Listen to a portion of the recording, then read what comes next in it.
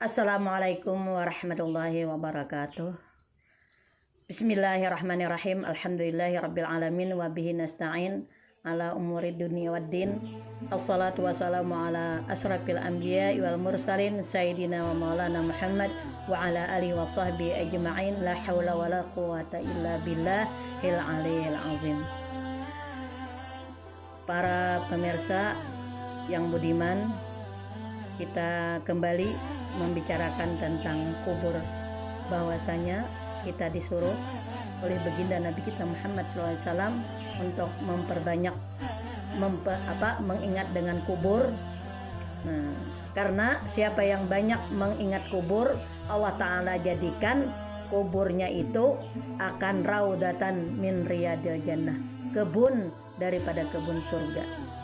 Jaka bahasa kita kampung, kada mungkinlah kalau kita ingat kada mempersiapkan, kada mungkinlah kalau kita kagenangan kita kada bersiap-siap. Nah, itu manfaatnya. Jadi oleh karena itu salah satunya supaya kita nyaman di dalam kuburan tadi adalah di antaranya sembahyang berjamaah, kemudian tadi baca Quran, apalagi surah Muluk.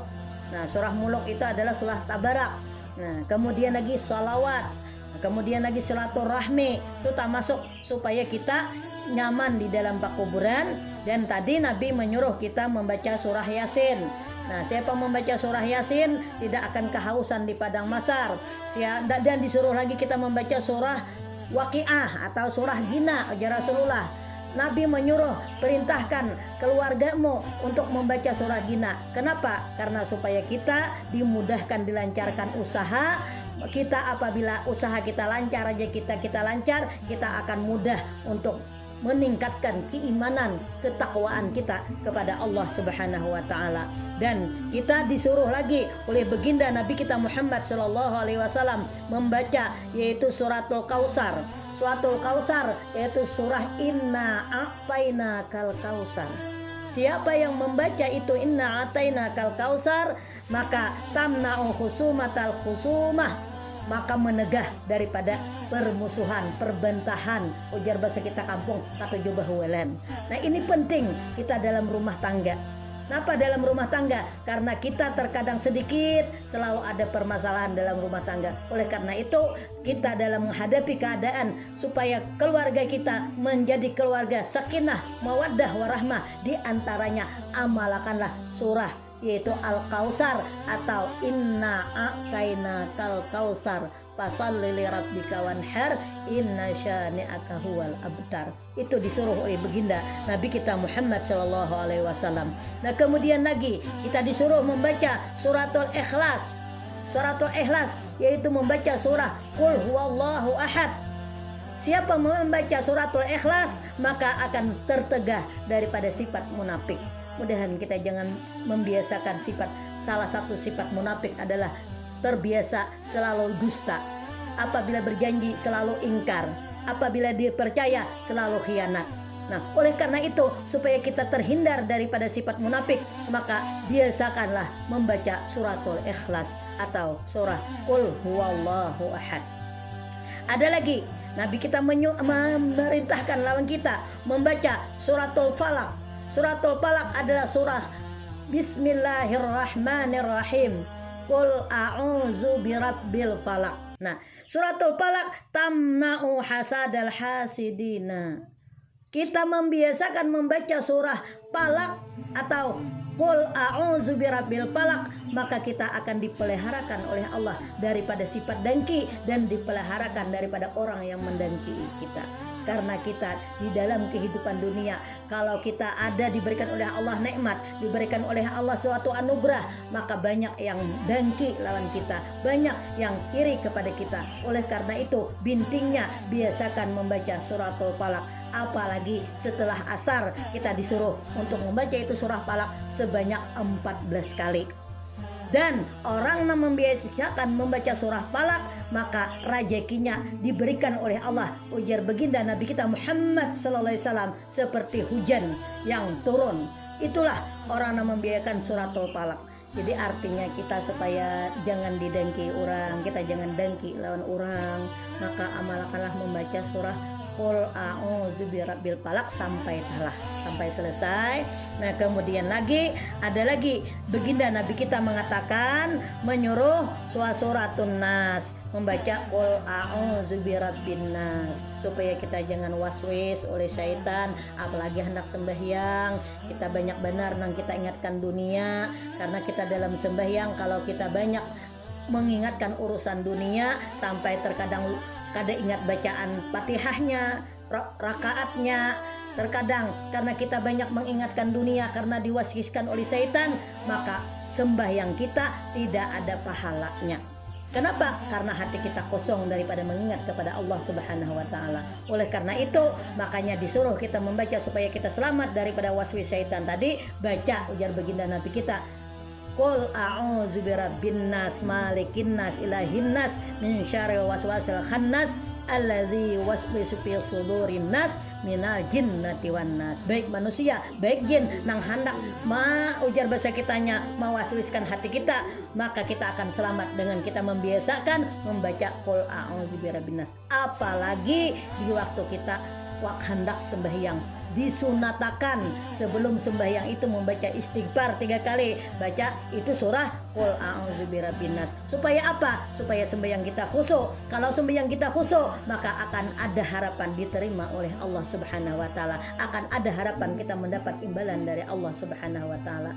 Oleh karena itu, mudah-mudahan kita senantiasa membiasakan membaca Quran, karena Quran itu salah satu adalah supaya kita bebas daripada siksa kubur. Dalam doa Quran itu jelas, yaitu bahwasanya Allahumma ij'al Qur'ana fid dunya qarina wa fil qabri munisa wa fil qiyamati syafi'a wa minan nari hijaba wa sitra wa anisirati nura. Ya Allah, jadikanlah itu Quran di dalam dunia kawan kami.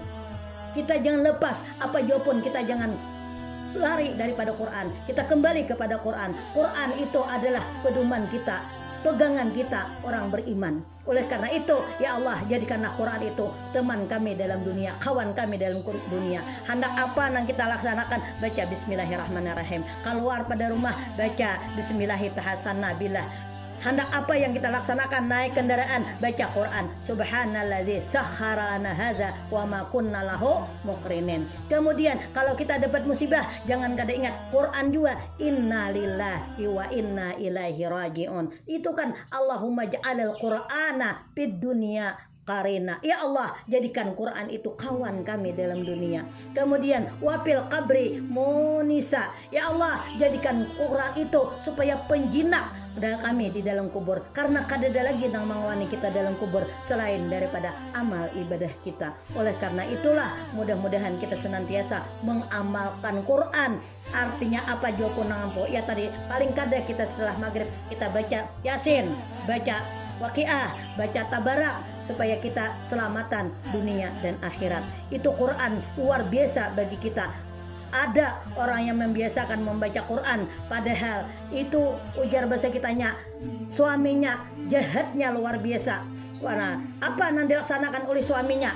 Waktu itu nang laki bahasa kita mau unjuk duit lawan bini.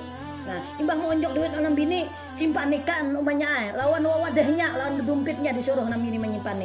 Imbah nambini menyimpani tadi, nambini ini mengamalkan bismillahirrahmanirrahim, bismillahirrahmanirrahim. Napa aja selalu bismillahirrahmanirrahim. Setelah nang laki 2-3 hari mengambil, padahal sudah diambil nang laki berdahulu duit tadi besusunyian, bahkan duitnya diambil, wadahnya dibuang ke sumur.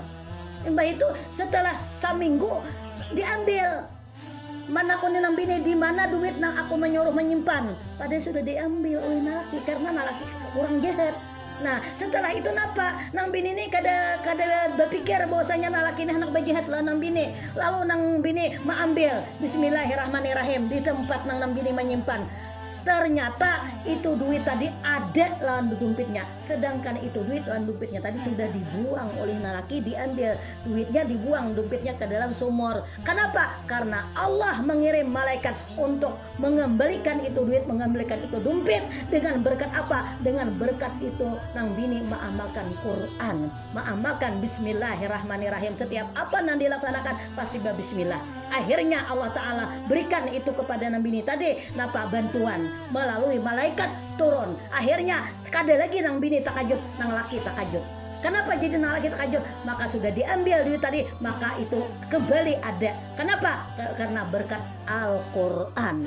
Oleh karena itulah makanya kita disuruh artinya mengamalkan Quran tadi. Kenapa? Karena Quran itu adalah di dalam dunia kawan kita, di dalam kubur penjinak bagi kita, di padang mahsyar itu Quran akan memberikan syafaat lawan kita, dan itu Quran akan mendinding kita, memelihara kita daripada siksa api neraka. Kemudian itu Quran adalah wanura ala sirat, menjadikan penerang bagi kita untuk menjalani titian siratal mustaqim.